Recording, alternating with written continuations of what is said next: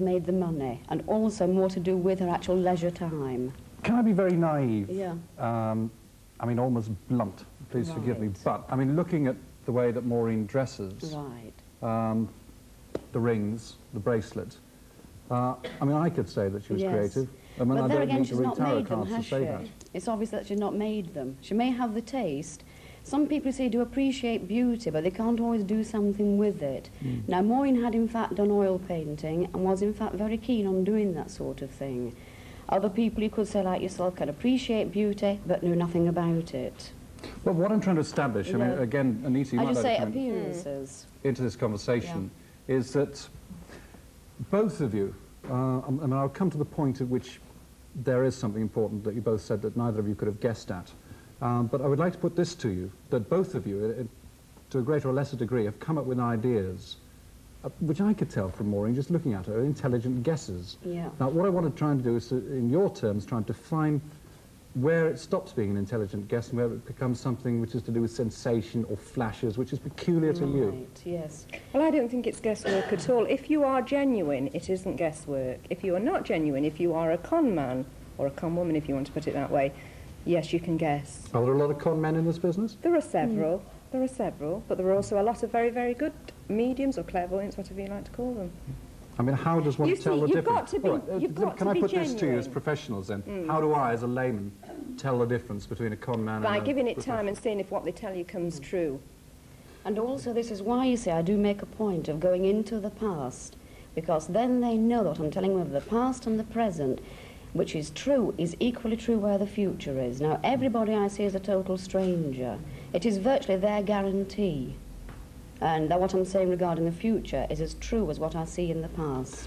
One thing that you both said, and this is something that I found riveting, because there is no way, intelligent guesswork or otherwise, that you could have established it, was that you both decided that Maureen was, in the near future, going to buy a house. Oh, yes. Definitely, definitely. Yes. Now, how on earth did that happen, Maureen? Have you any idea? What, how they could tell? Yes. No idea, no. I did describe quite a bit of the property as well. That Can I ask she was you going both into. individually how you could tell that, Anita? Well, I could tell by the cards. Maureen asked the question into the cards, and I told her that whatever she'd asked here, there were definitely plans being made, and I got success with it. She then told me that she'd asked about a move, and I said definitely she will move without a doubt, and she will get the property that she wants. What's the same thing?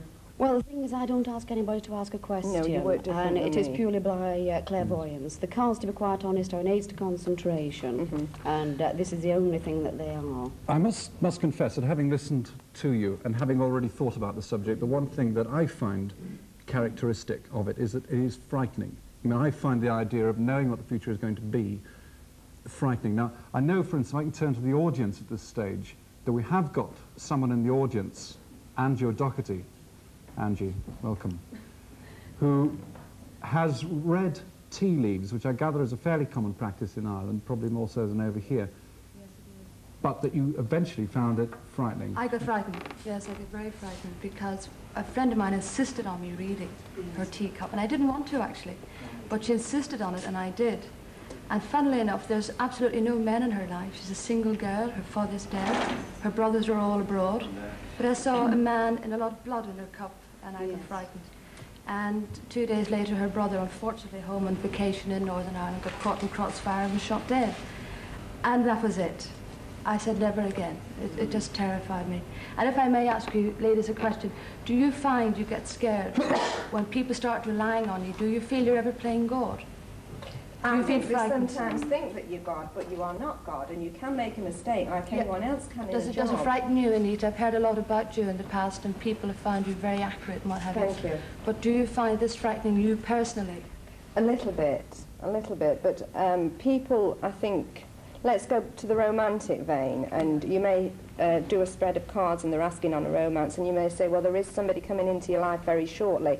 You find that they're demanding because they want to know not only the name of the person, they want to know the colour of the person's eyes as well, which you can't. You are not God. Do you find your clients becoming reliant on you, in a sense? Yeah, to a certain extent, yes, definitely. Yes. Can I take up Angie's point, which is an extremely valuable one? Is the reasons why people come to people like yourself. Now, Yeah. I don't expect you to give me specific examples, but I would like you to tell me why you think people come to see you. Mainly because they do have problems, and a lot of times crossroads in their life. I must admit, when people don't have problems, I do wonder, well, why on earth have you come to see me? Yes, I agree. But it is mainly always problems, like they just need But advice. Is it, I have got a problem at work with my boss, is he going to drop dead next week? I mean, is it that kind of... As Dad does And are there a that, specific as Dad set? does that, or I want to polish my husband off, is it, will I get caught? Really? Yes. I mean, that also leads me on to another question. I mean, how many cranks do you get? A lot. I don't get any. I get a lot. And what happens, I mean, let's turn the question the other way around. Yeah. When people hear you're a clairvoyant, you read tarot cards, and they turn around and say, they're cranks. Francis Domain, Anita Moss, the rest of them, they're all cranks. How do you react to that kind of... You can sense it immediately. You can sense it when a client walks in, because there's, you are, well, I and I suppose Francis the same, you are sensitive in the fact that you're picking up other people's vibrations. So you pick up their vibration that they do not believe in you the minute they walk in the room, and that puts a barrier between you, and sometimes you can't read for that person. I must admit, I just don't have that problem at all, mainly because I don't advertise. So therefore, everybody who I get, it's all recommendations. I don't think I've advertised since, you know, heaven knows when. If you advertise quite a lot, you're bound to get the odd cranks. Yes, But I'm more you do with fortunate. advertising. Yes, I know a lot of people who definitely. do. Can I just turn very, very briefly to the audience to ask you whether or not, sort of by a show of hands or whatever have you, if you find it a frightening prospect or whether you would go to see an astrologist. Hands up those who would never, ever go to see one. Right, well, I'm going to join the minority because I must say it terrifies me.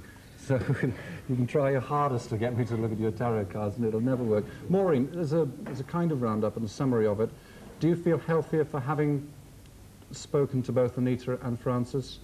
Or more worried? No, I feel quite happy actually. They haven't told me anything sort of particularly bad. They've told me what I wanted to know. Francis did about the house, which, well, you did as well actually. And that was the only thing I was slightly worried about when I went. So, no, I feel quite happy. Well, the best of luck in your new house. I'm afraid I'm going to have to finish it there. Anita, Francis and Maureen, thank you very much for coming in. Thank you. And thank you all.